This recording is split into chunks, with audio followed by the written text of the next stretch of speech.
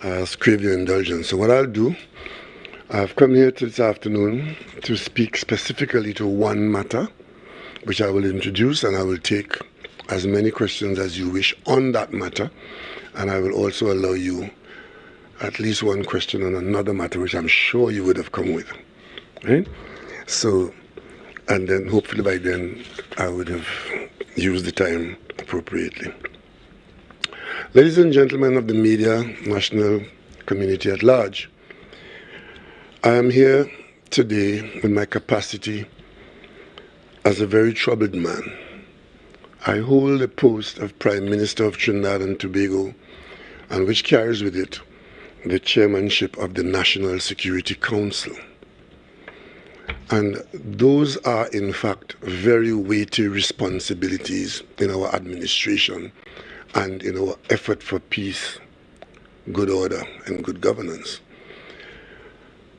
Day before yesterday, sometime in the afternoon, I recognized on my phone a notification from the Chief Secretary in Tobago, whereby it was indicated that the Chief Secretary has called an extraordinary sitting of the House of Assembly, which, like the Parliament, is on recess.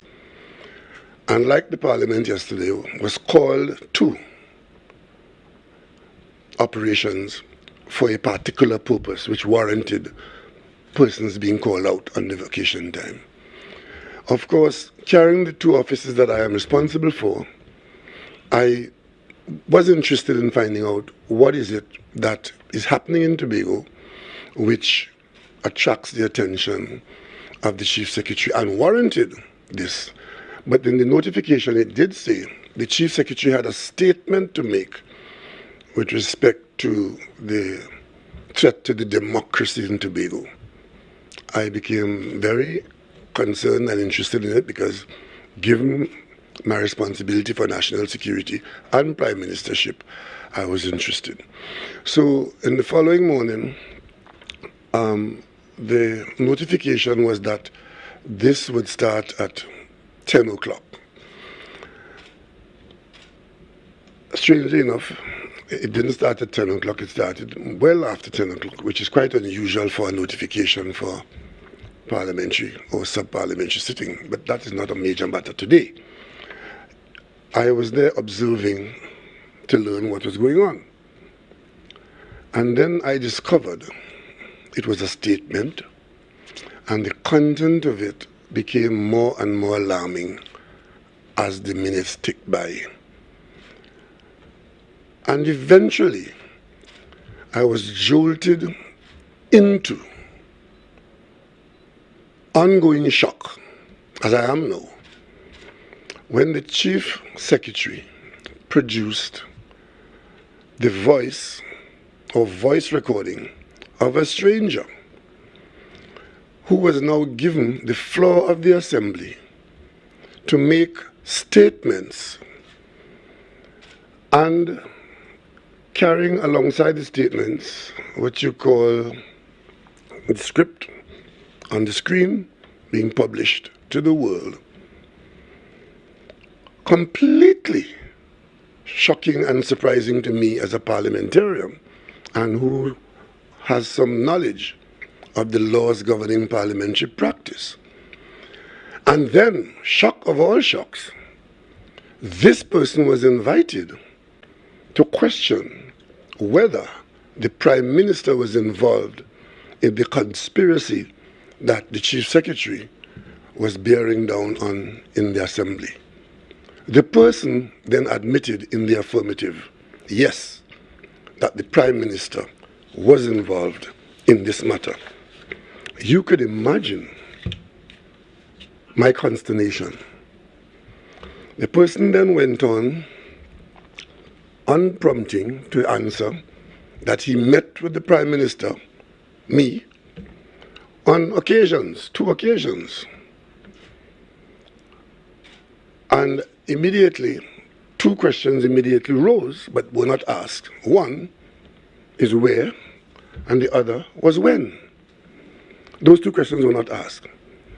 And then the person went on to say that this meeting, or there was a meeting, which I presume he was involved in, the Prime Minister was present in that meeting with other people, one of whom is Senior Counsel Gilbert Peterson, who, as you know, from time to time would do legal work for me and the state. And, of course, the PNM leader in Tobago, Mr. Ansel Dennis. And, of course, shock, above shock, that in the meeting, which obviously was called for criminal conduct, the Prime Minister, in his presence, got on the phone, called the Commissioner of Police and instructed the Commissioner of Police to do what the Chief Secretary was outlining was happening in Tobago, which is using the police service to conduct investigations to terrorize Tobagonians, trampling upon their rights. And it was a Trinidad heavy hand against Tobago people, driven by the Prime Minister from Trinidad, using the police to carry out illegal and illicit activity in Tobago.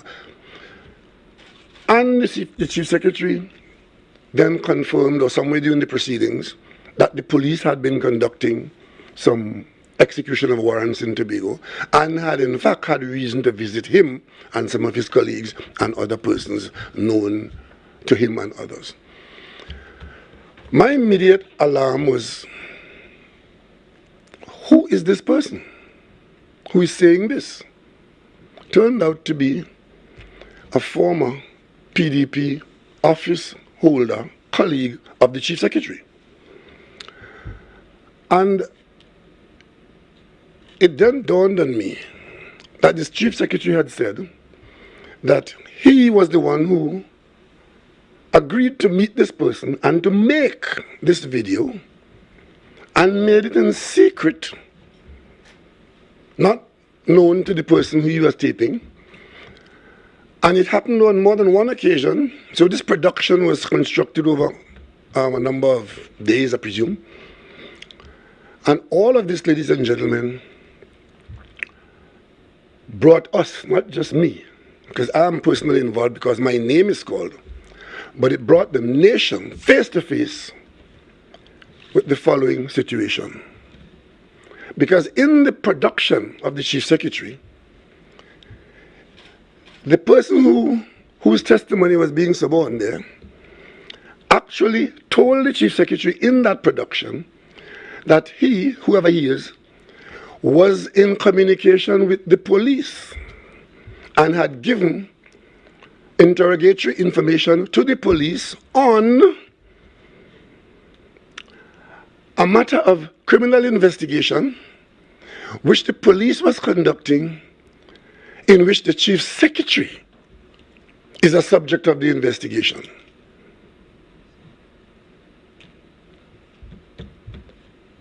You all may recall that all of us in Trinidad and Tobago became aware of some video that somebody had produced wherein there were conspiratorial conversations about how certain things will happen in the politics of Tobago and the administration of Tobago, and certain concerns of criminal conduct and misbehavior in public office and so on arose. And in the last 24 hours, I was able to talk to a few people and confirm, yes, the Integrity Commission and the police had in fact been made aware of this situation over and above what was published in the media. And yes, the police had in fact opened an investigation into this matter.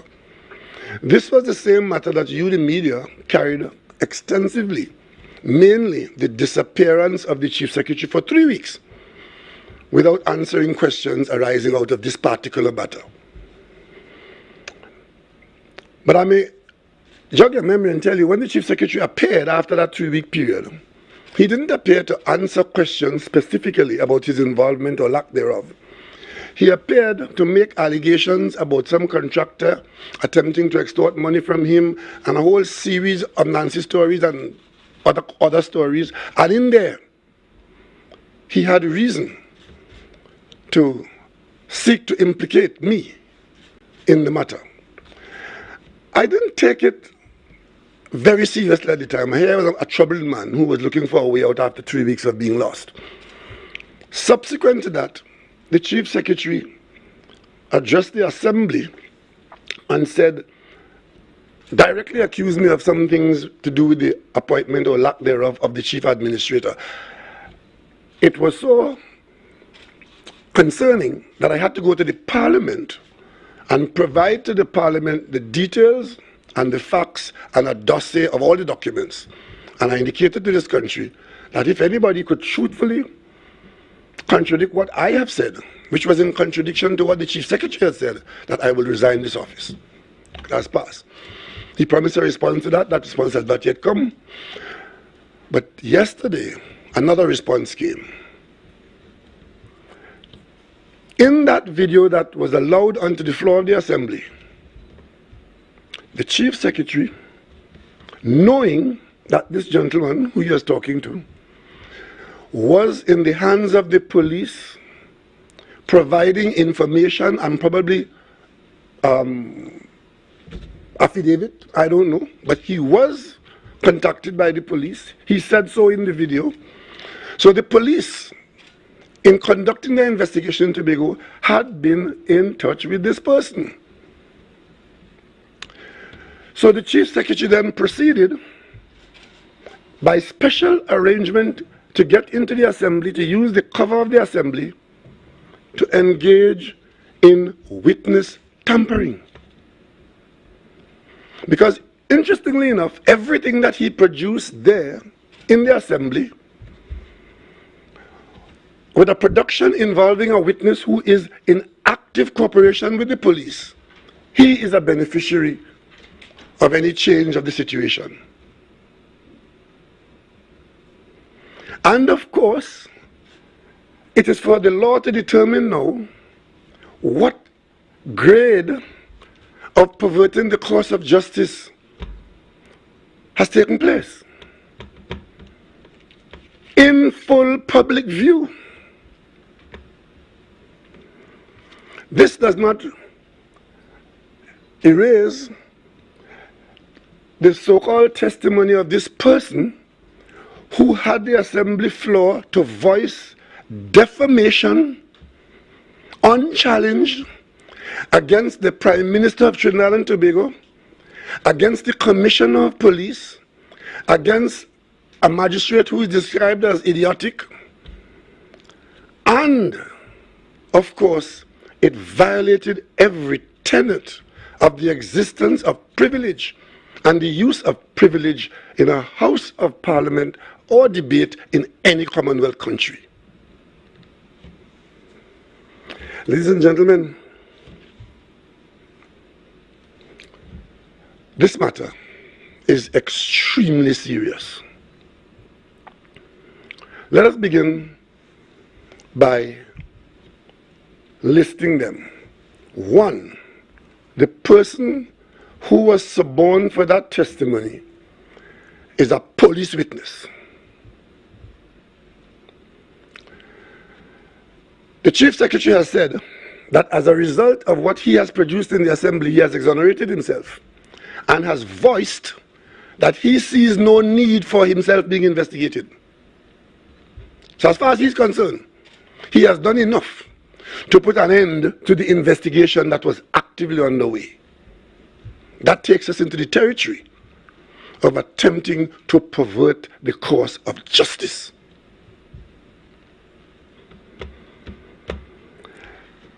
If in fact he has succeeded in doing that, what he would have done, and he is now being accused of, is taking personal steps by his production of that situation to suborn testimony to undermine an ongoing police investigation where he is a person under investigation with serious charges likely or possibly to come his way. In short, when the Chief Secretary says that as far as he is concerned, the police investigation which he denigrated in the production, as far as he's concerned, that should go the way of all flesh and disappear. The Chief Secretary in the Tobago House of Assembly has put himself above the law and has taken steps to ensure that he doesn't only think that he's above the law, but that he acts to put himself above the law. But how could this happen? The Chief Secretary does not have the right, under law or provisions of the Assembly, to do what he has done. I could tell you. I am a member of the House of Parliament in Trinidad and Tobago. I've been so for a long time. The privileges and immunities provided to members of the Parliament are rooted in the Constitution. Very deep roots and protections, where privilege is afforded to members of the House for all the good reasons spelled out there in the law, letter and spirit. I'm not a lawyer. I'm simply now going to take serious legal advice, because the question that has to arise now, based on what has happened in Tobago, is whether the Tobago House of Assembly Act, where provision for immunities and privileges are made, whether in law those privileges are superior to the privileges that are provided to the Parliament under the Constitution. I can tell you as a non-lawyer, it just cannot be. So for Mr. Farley's sake, I hope that he will find somewhere in his search and his investigation that he will find that he has determined, and that the courts will determine, that the privileges afforded to the Tobago House of Assembly are superior to the Parliament, where persons can come and do what he did in the Assembly. First thing, a statement is required to be made. It falls to the presiding officer to follow his standing order. I know of no provision in the Tobago House of Assembly Act to allow the presiding officer to approve, even though in her own discretion, that the Chief Secretary could go and suborn testimony from person or persons unknown. In parliamentary language, that is called a stranger. Those of you who come to the National Parliament will know that if you're in the gallery, you are referred to as a stranger, because you have absolutely no right inside the house, and you can take no part in the proceedings. You can't even laugh if somebody give a joke. And if you clear your throat too loudly, you can be asked to leave the chamber, and you're identified by the chair as that stranger. That is the preservation of the sanctity of the Parliament and its privilege to members of the Parliament. So to give voice to a stranger and then come in the House and give time and exposure to a stranger to make uncontested allegations against the country's leadership, police, prime minister, senior counsel, this is absolutely reckless, horrendous abuse of the Tobago House of Assembly and whatever modicum of privilege it may have. And I do not intend to leave it there, because you and I can express any amount of opinions on this matter, but given what the Chief Secretary has done yesterday in Tobago and the far-reaching consequences of his misconduct, this now will have to fall to the courts of Trinidad and Tobago to determine what is right, what is wrong, what is allowable, and what is not in the country of Trinidad and Tobago. This is not a matter of Farley, Augustine, and Prime Minister Rowling anymore. This is a matter of the pillars of governance in the independent nation, in the Republic of Trinidad and Tobago. I have instructed the Attorney General to obtain serious legal advice on the way forward on this matter. I will tell you, as far as I'm concerned, my eyes are not lying to me. I know what I've seen. I have seen witness tampering, and I've seen attempting to pervert the course of justice. But that's for the court to decide. But I'll tell you one thing. In 2014, this government, which I started in 2015, but in 2014, there was an amendment. It was done in 2014. Miscellaneous Provision of Administration of Justice 2014. Those provisions there. Section 5 of that act was amended. It amended the Criminal Offences Act. And it created 2 new offences. One was obstruction of justice, and the other one was witness tampering, by inserting a new section, Section 11. So, in the laws of Trinidad and Tobago, witness tampering and obstruction of justice are specifically described and identifiable offences. And there's an interesting section here which says a victim means any person being intimidated, dissuaded, or influenced. And Section 2 says, and I quote for you Section 2 of the existing law, a person who knows or reasonably believes that another person is assisting in the investigation of an offense or a witness or potential witness in any judicial proceedings, whether civil or criminal, and uses threats, force, bribery, or any other means to 1A, intimidate or dissuade that other person from assisting in the investigation or giving evidence. 2B, influence that other person to give false evidence, withhold true evidence, not attend court as a witness, or not produce any document, record, or other object of evidence, commits an offense.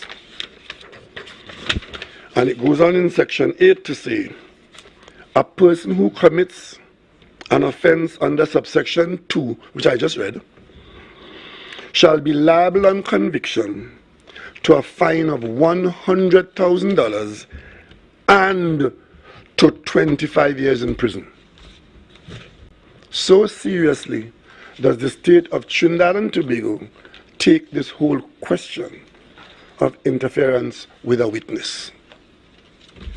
Yesterday in the Tobago House of Assembly, the Chief Secretary, in a most amazing display of arrogance and powerful stupid, came in front of the country and pled guilty to witness tampering and pontificated on the conclusion of an ongoing investigation which he can be properly accused of undermining and obstructing.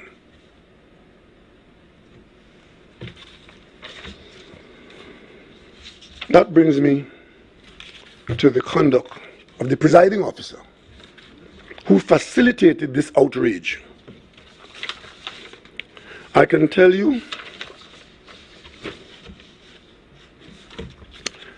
that privilege, even in the parliamentary house, those of us who operate in the Commonwealth Parliamentary Westminster system, the privilege is not infinite. It is circumscribed. You, members of the media, will know that it has evolved to the point where in Trinidad and Tobago, in our parliament, if you say something which can be interpreted by a member of the public as, or have it published in the parliament, libel of some kind, there's provision for that person to approach the speaker and to have a say in the context of what any member would have said that they are offended by. And it will be for the speaker, the presiding officer, the speaker, to determine whether a right can be given of reply to a person like that. I'm not aware that that exists in the assembly. Not aware of that. Now what I've seen is the Chief Secretary providing facilitation for a total stranger to voice his opinion unchecked, unchallenged, verbally and in script in the proceedings of the Assembly. And today, question is, am I wrong in that? Do I have recourse? Because I can tell you, and I want to emphasize it, nothing that was said in that production of the Chief Secretary concerning me has any basis in fact. It is all based on suborning lies for the purpose of relieving the Chief Secretary of his own personal difficulties. The named person who is now known to you in the media, who would have assisted in that production at the Chief Secretary's home apparently, is a person not known to me. Never met him. Don't know his name except until he came up there recently. Never had any contact with the person or any similar person. And I've taken no part in any operations to undermine the Assembly in any way. On the contrary, if I've done anything to the Assembly, is to favor it, in assisting it, in this period of difficulty as it is in now, to try and service the people of Tobago to the best of their ability, limited as that might be. I deny every syllable of allegation as produced there by the Chief Secretary in the proceedings of the Assembly yesterday.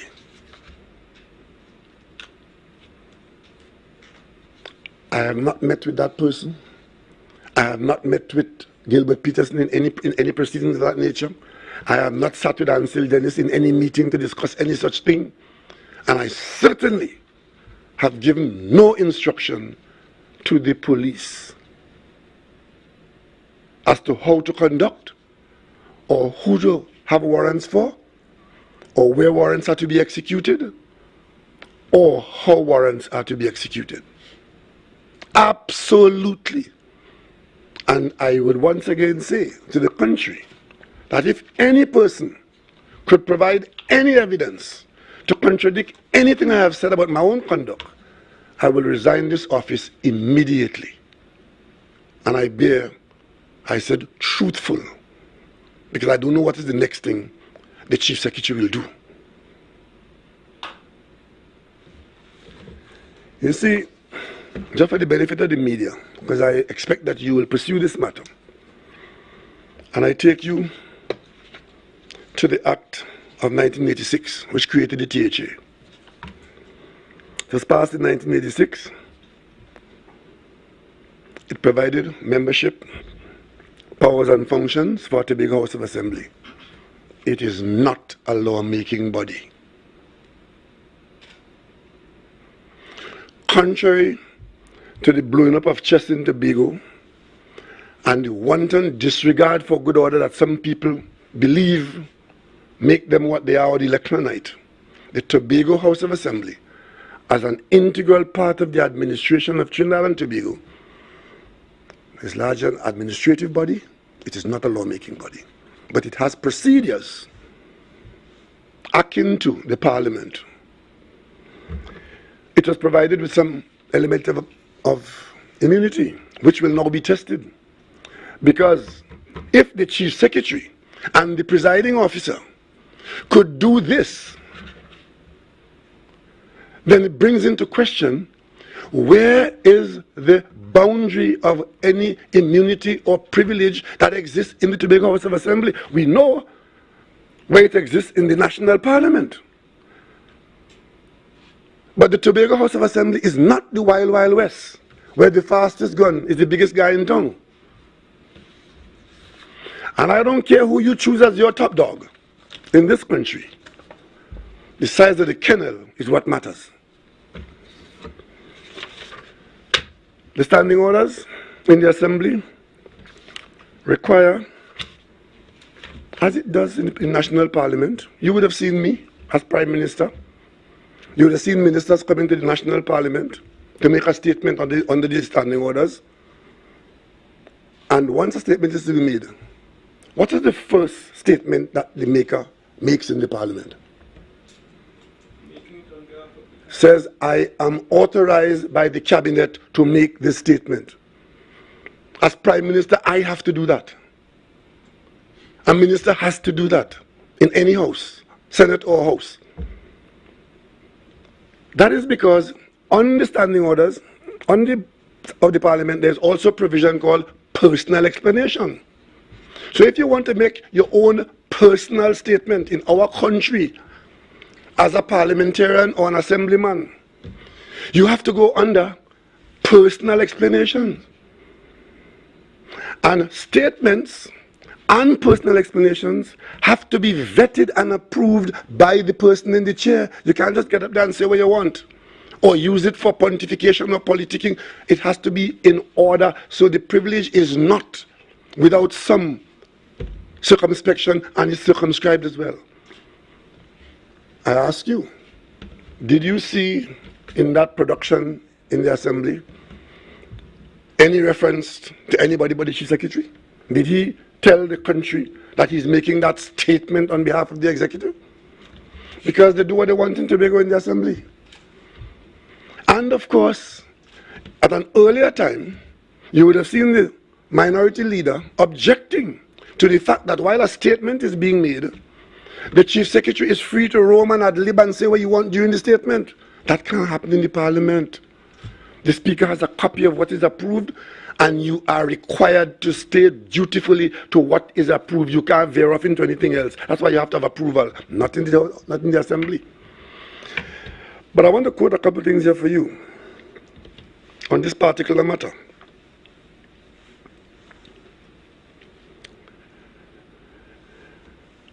And I'm quoting a little piece of advice that I got last night from quarters, legal quarters. At this stage, I'm quoting, at this stage, one can only assume that this rule was complied with. Right? That's the offering of the approval for the statement.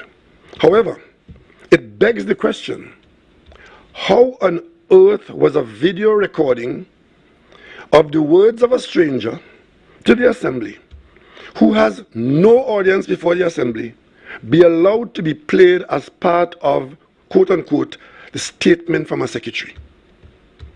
Further, were the words of this stranger, who has no right of audience before the Assembly, authenticated by anyone, including the presiding officer and her staff? These are pertinent legal questions. I could tell you, Standing Order 45 of the Tobago House of Assembly Act, where it deals with contents of speeches.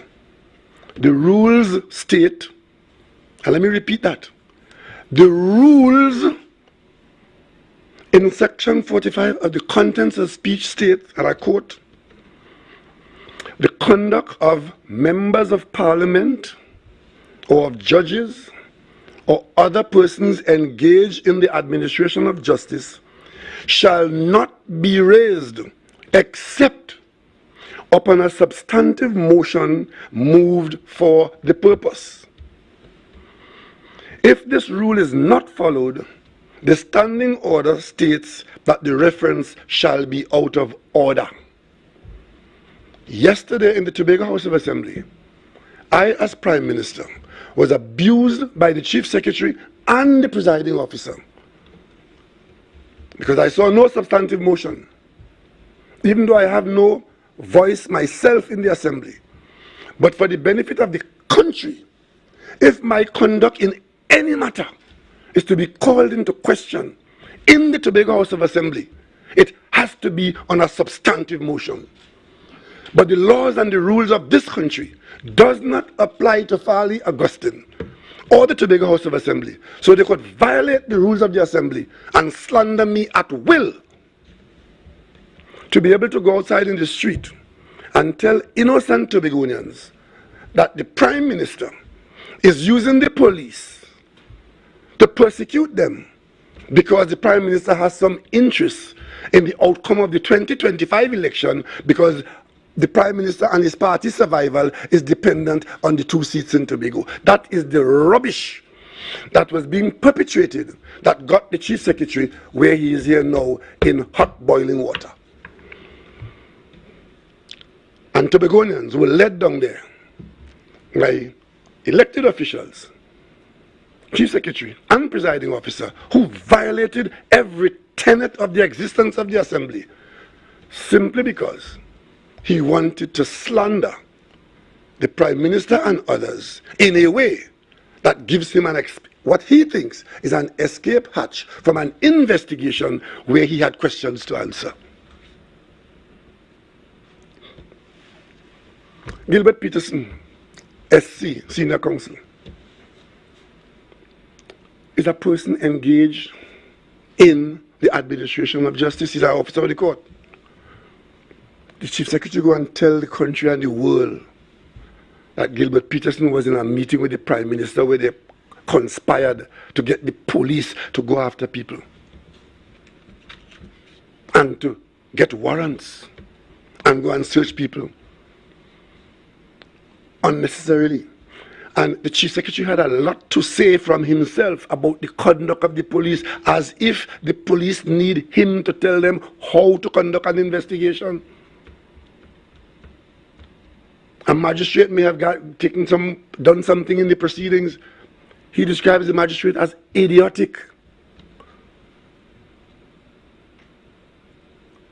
Where did Farley Augustine get this power and authority from?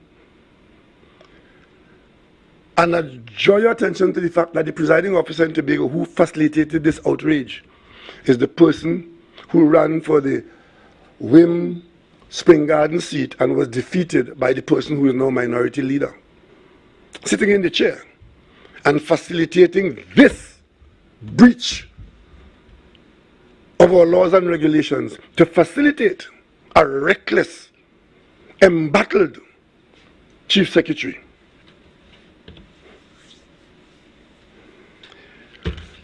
We will hear more about that as we proceed.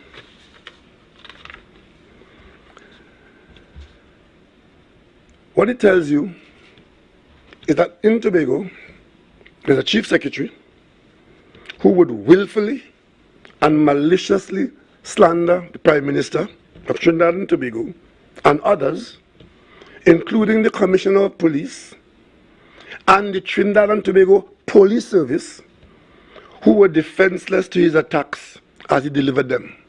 There's some officer in there who was supposed to be in this meeting with me, some officer Weaver Ali.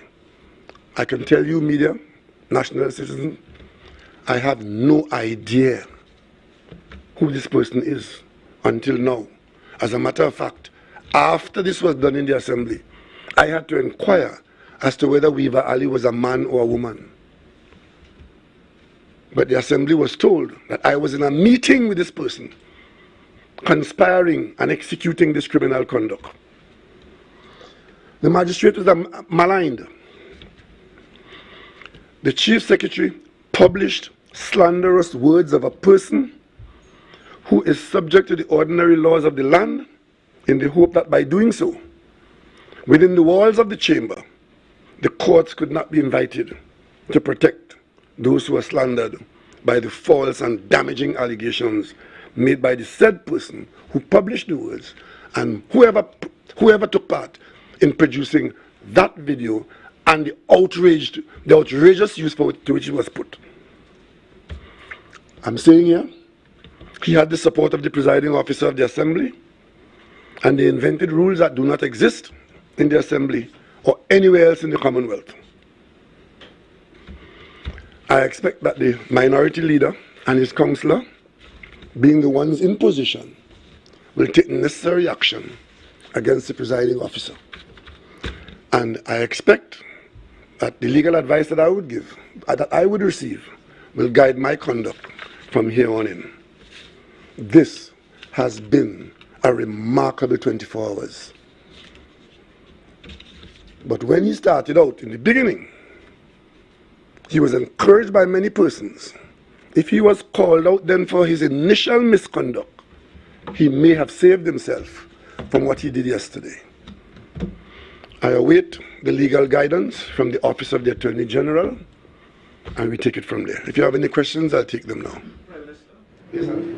do you envisage the possibility that the government could intervene in Tobago's affairs, virtually unseating the Chief Secretary? Those things have happened in other parts of the world. We have no such aspiration. I will encourage no such action. I would require the courts to determine what is right and what is wrong in the administration in Trinidad and Tobago. I am not going to advocate any high-handed action like that, because the people of Tobago, not the executive members, the 15 people who were there, John Public in Tobago, is not party to this. They are victims of this, and therefore I will not subject them to any trauma of that nature. I will await the legal advice that will come through civil channels and any action that is available. And also, as you mentioned it, I hereby call publicly, not in any conspiratorial meeting, I hereby publicly call on the Trinidad and Tobago Police Service to proceed to investigate any and all persons who took part in this suborning of testimony, who tampered with witnesses, and who seek to undermine an ongoing police investigation. There is provision in the law to treat with persons like that. This is not a police matter. This attempt to slander me in the assembly is not a police matter as far as I know. And I would expect the police to do their job without fear or favor, without malice and without ill will, as I do. Yes? Dr. Raleigh, Doris Polo from CNC. Doris Polo from CNC3. CNC3. So my Doris. New name? Yes. So my question to you, you mentioned the police service and their involvement in what the Chief Secretary would have said. And it seems as though the TTPS has become sort of a political football. Stop. That's not true. Right. TTPS in Trinidad and Tobago is not a political football. The Trinidad and Tobago Police Service would have had reason to pursue indications where crime might have been committed. If politicians want to go on platform like the opposition leader did last night and jump up and down, it's a free country still. You simply make a fool of yourself. But I do not want to encourage any conversation that in this country our police service is a political football. So if you phrase the question differently, I might have a different answer, but I'm saying here, what the Chief Secretary has done there, and what the opposition leader was glad to receive last night, is not the fault of the police service. It is the fault of people who see wrongdoing and try to call it salvation. You would think that the leader of the opposition, a former prime minister, would have seen what had happened in the assembly.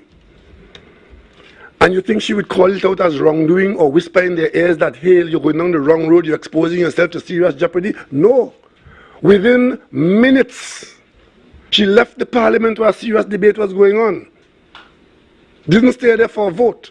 Went on a political platform to use the Tobago House of Assembly outrage as what she calls vindication for her slanderous statements she was making before.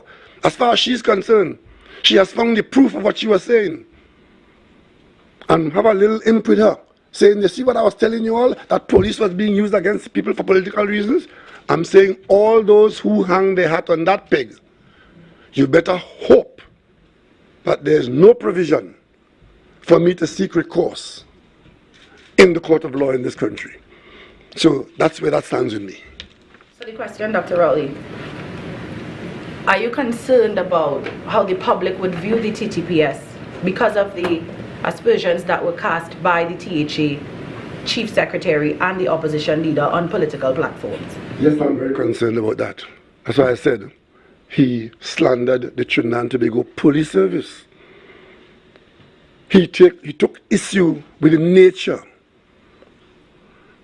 and approach of their work. He accused them of being agents of the political directorate in the country.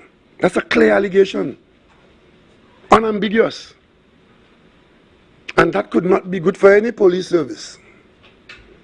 And all of that is to seek to prevent them from carrying out what I would call a normal investigation. I told you all last week, if you were following the campaigns that's going on, you would have heard me say last week, I was under investigation for a year and a half by the Integrity Commission. It started in a press conference that the UNC had, claiming that I had done something wrong about purchasing a property in Tobago. I came to a press conference in Tobago the next day and I showed you the documents that I had to prove that I didn't do anything wrong. The Integrity Commission investigated me for a year and a half. And I think 2 weeks ago I told you all that the investigation is concluded and the Commission found that they had nothing to ask me to answer for. That is how our laws are supposed to function. Not go and try to suborn testimony that is beneficial to you, bring it into the assembly under some perceived protection and execute it against all those who you believe you can chase away, and then you pronounce that the police now has no basis to. The police now has no basis to investigate me. So he got the testimony, he produced the testimony, he has ruled, judge, jury, and executioner, that he now no longer should be investigated. What a ridiculous state of affairs. But this is not a matter where the police is at fault. This is a matter where the police is being hurt and the country is being hurt, because the gentleman says, in case you all don't understand what I've done, I intend to write the UN and to write the NU and to write the ABC and to write the OES and to write. So he is not content to breach our laws. He is not content to misconduct himself in Tobago, in the assembly. He thinks that we are all stupid. So we will sit here and have him unfettered in his quest, in righteous indignation, to tell the world that the Trinidad and Tobago Police Service had the temerity to investigate him. Took him 3 weeks to come before the media and answer, or attempt to answer. That matter is still not answered. It is the investigation by the police which is a continuation of that matter. There's an ongoing investigation. But he's going to write the UN and write the OECS.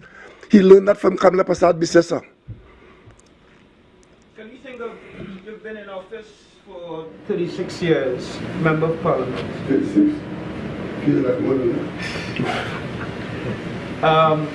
In that period of time, can you think of any precedent for a presiding officer allowing a member of a body to make an audiovisual presentation involving, as you put it, a stranger?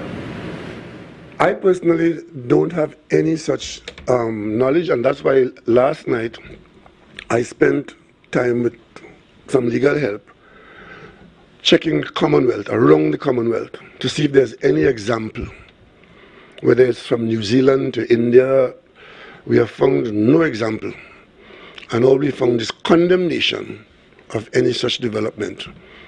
I know of no example, and it is not to be reasonably expected. And of course, if one looks at the mother of parliaments in the United Kingdom, doesn't the closest I know about that any abuse of the parliament, the closest, there are 2 examples I know. And unfortunately, both are in Trinidad and Tobago. One is where the speaker, where a motion was on the floor. I was on the floor with a motion against the Minister of Finance, outlining details of how that individual had been involved and is responsible for taxpayer losses in something called the Carlton Savannah, that hotel I call the Bricks there now. A motion was on the floor. I presented the motion, and it was now the turn of whoever will answer for him, or he himself. He was minister in the parliament. I think we adjourned, and the next day or sometime we came back. But when it was the turn of the person to answer, as you are to do in the parliament in a debate, because I laid the story out, it's then answered, the speaker, Wade Mark,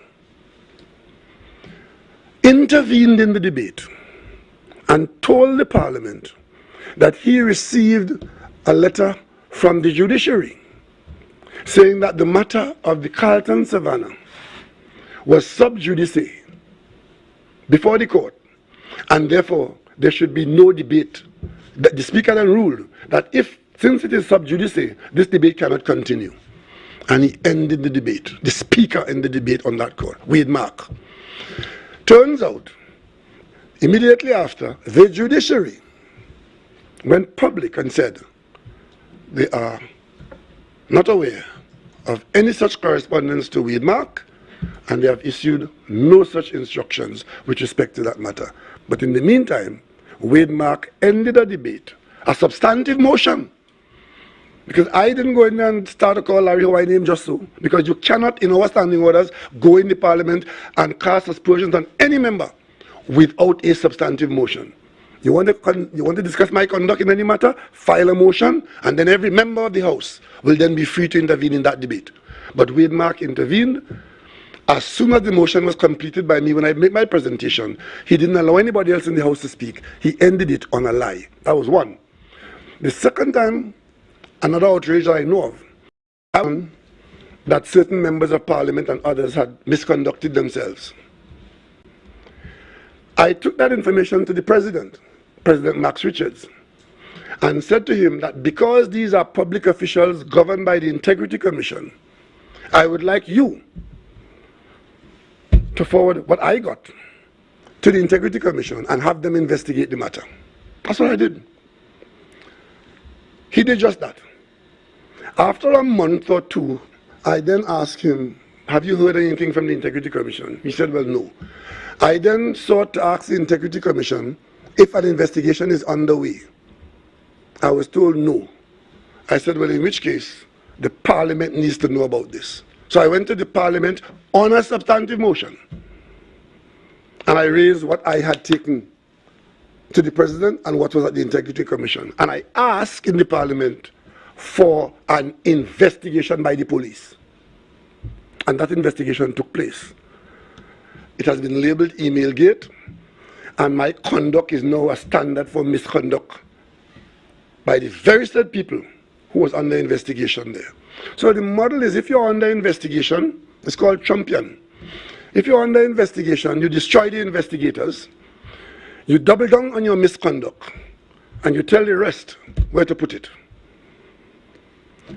Then, the chairman of the Integrity Commission was overseeing an investigation chaired by Sebastian Ventor, who was a member of the Integrity Commission. The chairman ended, or caused to end, because Ventor resigned, when the chairman provided a letter to the opposition leader saying that the investigation was over and they found nothing. The opposition leader used that letter of the chairman of the Integrity Commission, where members resigned because they weren't happy with what he had done, came to the Parliament and moved a motion against the opposition leader and voted the opposition leader out of Parliament indefinitely. That was done in Trinidad and Tobago. The person who moved that motion and executed that was Ms. Kamala Prasad Bissessa, and the party was the UNC in Trinidad and Tobago. I can tell you subsequently, the illegality of that was waived. I was out. The people of Diego Martin West had no voice in the Parliament, but I was in their constituency because they couldn't fire me as MP, but they could vote me out the House, which they did. I have since been properly paid for the period of time for which I was put out of the House by the UNC in that way. Outrageous behavior in the Parliament. Those two examples, unfortunately, that I know of, are in Trinidad and Tobago by the same people. So this one that happened in Tobago here is item number 3. And I was not surprised at all at the alacrity with which the opposition leader jumped on a platform last night to talk about today is Farley, yesterday was Gary, and tomorrow is you. That is their behavior. And if we're not careful, we are on the road of no return. Because people like these, for their own benefit and protection, will destroy our institutions, and they are the first ones to talk about destroying institutions, even as they're shredding it and rendering it in the flames. I'm simply calling on Trinidad and Tobago to be careful. I had no idea that Farley, a man from Ansty House in Bishops, same house I came from, same school I came from, granted you were in different political sides of the political divide, but I had no problem in wishing him well, that he would have been the one to have done this to Trinidad and Tobago. Thank you. Given that the minority leader is the person in the THA, what exactly can he do in response to this abuse of privilege? Yes, there are rules. The minority leader, I won't speak for him, but I'm just saying what is open. But, I mean, I have just said what I have seen as a liability on the part of the presiding officer. And if he or any member of the Tobago House of Assembly agrees with that, the door is open for a motion to debate it. Because how do we handle our stuff? We debate. We debate. We vote. But we don't bring suborned testimony.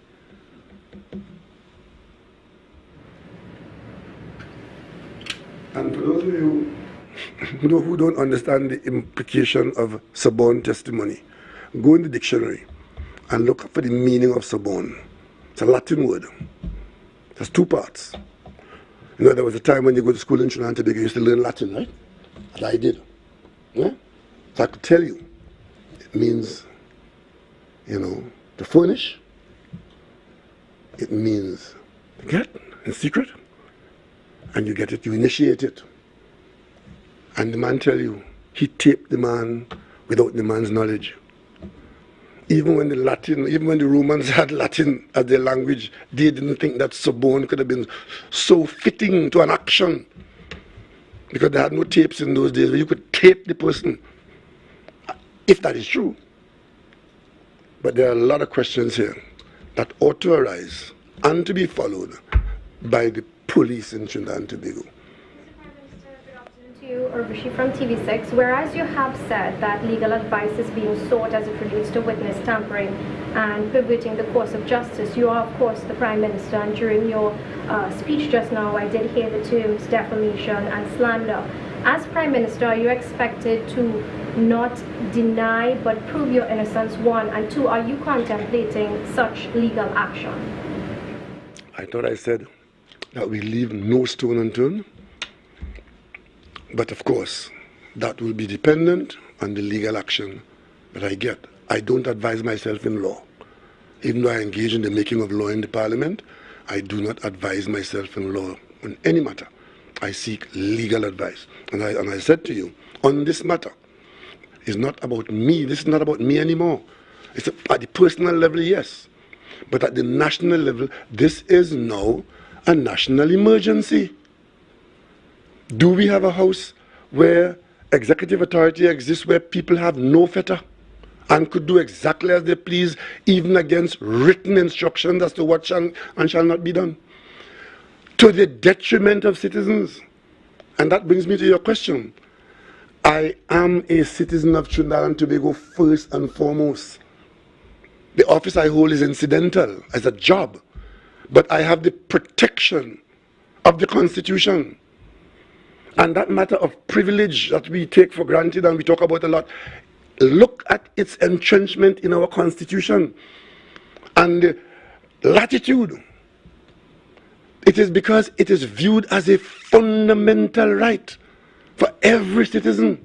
That is why the Parliament amended standing orders a few years ago and gave citizens an improvement of access if you think that inside the house, under the privilege, you have been harmed. That meant nothing to some people. So I will await proper legal advice, and the government will seek legal advice to determine what. We are a republic, Trinidad and Tobago. Tobago has a certain element of autonomy. It is not a free state. It is guided by the laws of Trinidad and Tobago. And any person who believes that they are beyond the laws of Trinidad and Tobago, you do so at your peril. So just a simple follow-up. Given that this allegation involves, the allegation that you would have given certain instructions to the TTPS, of course on Sunday you would have hosted divisional heads of the TTPS for a high-level meeting. Very little has been revealed about the contents, and whereas we don't expect you to reveal anything that would put national security on a back foot, are you able to say what exactly that meeting was about? I'm sure what could have been said was said. It was said that I received reports on the status of crime fighting in the various districts. You see, attempting to make these into clandestine arrangements, it's not. There's a meeting of the divisional heads, all the divisional heads, because we are in fact being subjected to an assault by the criminal element. I am chairman of the National Security Council. The only way I can chair that council is to know what's going on. I heard again, and I'm sorry to come back to this, I heard again the opposition leader and other people in the opposition making an issue of the fact that the Prime Minister talks to somebody in the police service. So these are appropriate contacts. I receive on a virtual, almost daily basis, what is called a special branch report. Mrs. Prasad Bissessa ought to be receiving those two when she was Prime Minister. Now, I don't know what she did with them, but every Prime Minister from Dr. Williams, and it's spelled out in the cabinet instructions way back in the 60s. Every Prime Minister of this country interfaces with the police, special branch reports to the police, and also sends our almost daily report to the Prime Minister. So where is this nonsense that if the Prime Minister has a meeting of the heads of division and the head of the army and the head of the prison and the head of the SSA, and they sit down and they report to the government, what is reportable?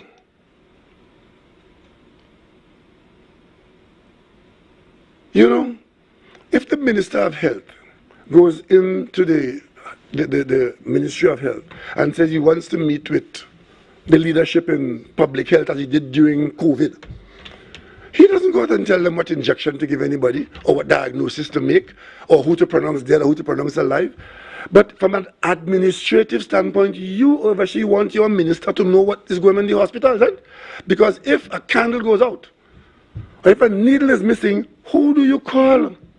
Not Ghostbusters, you know. You call the minister. And you hold the minister accountable. So in one breath, these idiots want to hold you accountable for every possible thing, reasonable or otherwise, but in the same breath or the other side of their mouth, don't have anything to do with it. I cannot chair properly and effectively the National Security Council if I have no inflow of information from the security apparatus. But if I abuse it, I'm not going to a police station and telling anybody who to let go, who to bring into the station. I don't have any authority to tell the SSA who to put on cover. But I have the right and the duty and the job to receive information from them. And when I receive that information, then my chairmanship can be affected and be effective. So I ask you as people and as media, do not fall prey to the emotive and political self-serving foolishness that is taking this country down a road that is detrimental to your well-being. And yesterday in the assembly was a classic example of persons believing the nonsense that they were talking.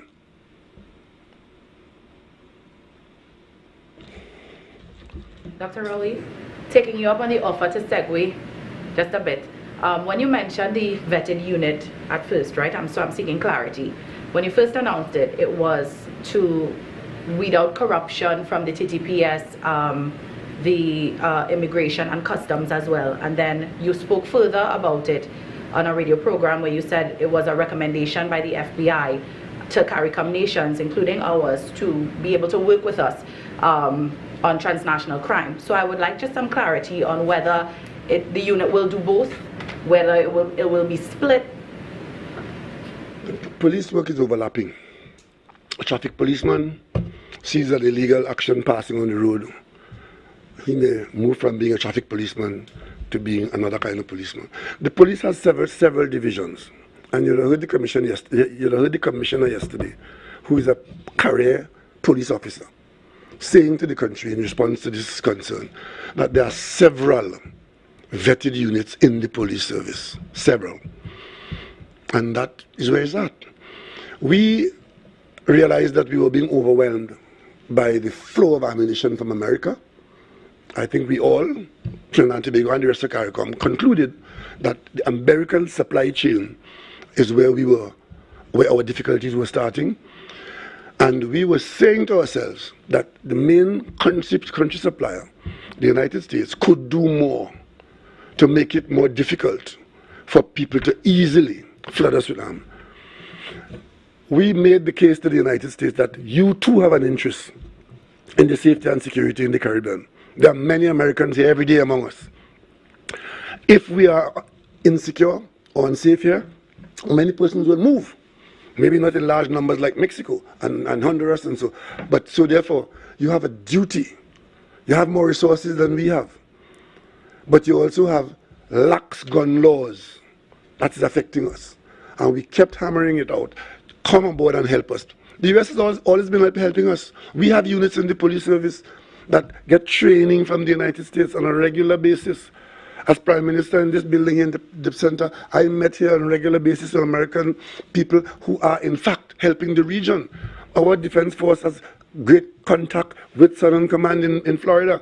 Our people go there to be trained. Sometimes they come here to bring the training here. This is ongoing. So if now we are saying let us focus more on this question of the movement of arms and ammunition and the identification of traffickers, the U.S. agreed to do that.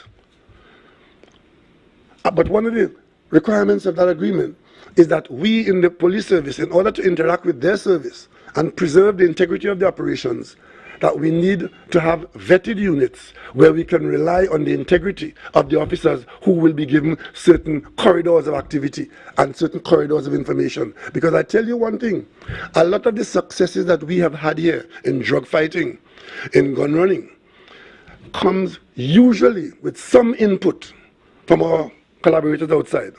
The US, the British, the French, the Dutch. The British maintain a guardship in the Caribbean all the time. And in the hurricane season, it's very, very important to us. The whole question of following drug traffickers in marine vessels, the US Coast Guard, and all the other US chains, what we have managed to do in terms of going down to the level, the nitty-gritty of gun running and gun purchase and gun trafficking, the US has now allowed us, our people, or we're working towards our people, working with the US agencies, the ATF, the FBI. So their resources are now available to us in a way that it wasn't available before. And that's a success. When the questions you ask about what has been the outcome of the crime symposium, we're saying it has been tremendously successful because the US has paid attention to the CARICOM call and the CARICOM needs and have come to us with some specific inputs. Because when we went to Los Angeles and the Summit of the Americas, we said to the Americans, we didn't come for a photo op. We want to leave here with some specific inputs from you on the matters that hurt us. The economy, food, security, and finance. And the President of the United States absorbed that and put the Vice President in charge of dealing with us specifically on this matter. And one of the complaints that we made then was that we are close to you, but we're very far from you. You're not taking us on. You're looking over our heads. And we need more interaction with your decision makers.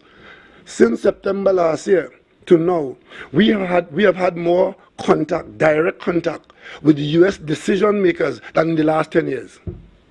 It wasn't by accident that that powerful delegation came here, bilateral delegation came here for the CARICOM 50th anniversary, led by the Secretary of State. We are engaged in that way. So it is very disappointing when some of our local people seek to present this as some problem for the government to explain, and the government is doing this and the government is doing that. If you knew anything about anything, You wouldn't get up and say that a vetted unit in the police service will cause jealousy and will cause a destruction of the service. We have many in there already. As a matter of fact, under the Patrick Manning administration, when the crime was escalating in the way it was, what was formed then was something called a Special Anti-Crime Unit, SAUTT, SORT. To get into that in the police service, you had to be vetted. And many persons couldn't get in there because they couldn't pass the vetting. So don't be surprised if there are some people saying we shouldn't have vetting. But it's standard practice in the police now. And you'd have heard the commissioner saying that we are now at the stage where we're heading towards vetting the national operation units. Because you need to be able to rely on your officers in a particular way. And who is who in Trinidad and Tobago to say we don't have a problem with that? And how do you deal with it? Just blame the Prime Minister? Blame the minister? Change the minister? No, we are changing where the problem is. And that's why we are so concerned that these things that we're doing are not being fully understood by the population and falling for the old talk. Prime Minister, can I ask you, last night in Parliament, you were saying you agreed with everything your colleague said on the issue of the amendment to the procurement legislation. Did somebody see something I shouldn't agree with? Because I did do something which was argue from extremes, which I don't normally do. So if you know something I shouldn't agree with, let me hear it. No. So the point is, why did the Minister of Finance change the amendments, adjust the amendments, given the fact that your side had a majority and would have passed whether it was adjusted or not? No, we were not blind to some of what was being said. We have to comfort people. It's one thing to use the majority that you have and just proceed and say, I can vote it. But we listened to what was being said, and we realized that some people need to be convinced that this is not cavalier action and self-serving on the part of the government, that there would be some oversight, additional oversight. So we added that. It wouldn't be to the detriment of what we want to do, but it should bring some comfort to those people for whom being told that there is oversight to be had, that they will understand that the government has not acted against their interests. Right? And that's why you have a debate. Unfortunately, when you have these debates in our parliament, one side is accusatory and the other side is trying to say, well, our parliament is very divided, but it's not unusual. I mean, other parliaments in the world are like that too, but the government has to govern. Otherwise, the country is in trouble. Oh, Kim has a question. I have two questions and then I'm going to run. Okay, I got the last chance. Yeah. Last two questions. Vashi, one from you, please, and one from the lady. Yeah. Good afternoon. I'll go first, Prime Minister. Good afternoon. Kim Mujram from the Express. Yes. So I'm sorry to have to take you back to the Chief Secretary, but what I want to ask, and you did speak at length as to why, why these actions may have taken place, given that the Chief Secretary is under investigation, etc. But I have to go back and ask you, that's a big piece of action to put yourself out there, and then for a stranger, which is also the term, to have come out there and done this, go head on with the government, with the Prime Minister. I mean, well, is there any other motive behind that you would want to speculate? It's a big place for the Chief Sec to go. I don't want to speculate beyond that because I think I've gone very far on it, and I've done so on the basis of the evidence in front of me. I don't know what the evidence will, I don't know where it's going to end. This is an ongoing process right now. This is an ongoing matter in Trinidad and Tobago, and it is not only about me personally, it is a governance issue now. And of course, I have my advisors, and so does he. I don't know what his advisors told him to do, but he's done that, and I think that we got a problem. Mr. Prime Minister, a few weeks ago at the CARICOM Heads of Government meeting, you were named the head of the Cricket Committee, and you were due to meet with them the following week. Do you have any updates for us? Can you let this go? No, actually, so far, what I'm doing right now, I'm kind of like canvassing some opinions on some stakeholders, some broad, just canvass some opinions. It is my intention in the very near future to host a webinar to allow a lot of people from around the region and outside of the region to participate in a general discussion on West Indies cricket. After that, during that period, I'm also hoping to receive some script, one-pagers and so, from a number of people whose opinions I value. And when I get all of that, I'm hoping to initiate a discussion on the way forward for West Indies cricket. You see, all I am is a chairman of a committee here, so please don't hold me responsible for West Indies cricket. I am chairman of a CARICOM committee, where CARICOM believes that the population expects that the CARICOM leadership could play some role in assisting West Indies cricket, that valuable legacy, out of the miasma into which it has fallen. I am busy talking to a lot of people, but very soon we will have a bit more to say. But I'm not here as the knight in shining armor coming over the hill to save West Indies cricket. I want to facilitate, first and foremost, an understanding and come up with some kind of a diagnosis and a prognosis to go with it. Thank you all very much. Thanks for coming.